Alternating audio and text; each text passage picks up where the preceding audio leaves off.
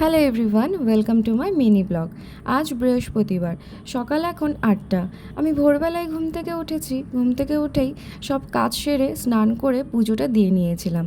আজ যাব একটু ফোর্ট উইলিয়ামে, আমাদের ক্যাম্পের থেকে নিয়ে যাওয়া হচ্ছে। যাওয়ার আগে ওর ব্রেকফাস্টটা রেডি করে রেখে দিয়ে গিয়েছিলাম। 10টার সময় ওর আবার ডিউটি আছে। 9টা নাগাদ আমাদের নিয়ে যাওয়া হয়েছিল। সেখানে আমাদের কিছু রিটায়ার্ড অফিসার্সরা আমাদের ফিউচারের ব্যাপারে অনেক কিছু তথ্য জানিয়েছিল। যেহেতু আমরা আর্মির ওয়াইফ, সেজন্য আমাদের অনেক রকম ফ্যাসিলিটিস আছে যেগুলো জেনে রাখা খুব ভালো। इसको हम कैसे पहचान सकते हैं?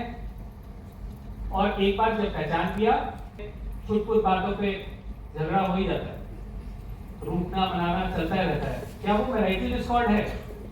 অনেক রকমের ইনফরমেশন আজ আমাদের এখানে বলা হয়েছিল, যেমন আমাদের ফিউচারের ব্যাপারে, আমাদের আপকামিং জেনারেশনের ব্যাপারে, দেন আমাদের হাজব্যান্ডসদের রিটায়ারমেন্টের ব্যাপারে অ্যান্ড অল দ্যাট। তো সেখান থেকে আমাদের জন্য কিছু স্ন্যাক্সের ব্যবস্থা করা হয়েছিল। আমরা সেখান থেকে খেয়ে আবার বেরিয়ে পড়েছিলাম ক্যাম্পে ফেরার উদ্দেশ্যে। আর ওখানকার অ্যাম্বিয়েন্সটা এত সুন্দর, জাস্ট দেখে মুগ্ধ। এই ছোট্টবেলা থেকে গাড়িগুলোকে দেখে এসেছিলাম, বাট ভাবতেও পারিনি একদিন চড়তেও পারবো।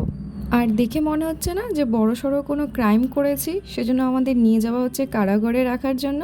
বাট না, it's all about for our safety. সেখান থেকেই আমাদের ক্যাম্পে ফিরতে প্রায় 1-1:30 বেজে গিয়েছিল। তাই রুমে এসে তেমন আর কিছু রান্না করিনি।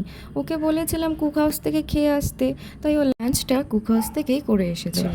এই গাছ 3টে গতকাল ওর এক স্টাফ দিয়ে গিয়েছিল। কালকে তেমন কিছু করিনি, তাই আজকে বিকেলবেলা হাতে সময় থাকায় গাছগুলোকে সুন্দর করে সাজিয়ে রেখে দিলাম গেটের। আশা করছি ভিডিওটা সবার ভালো লাগবে। Thank you for watching.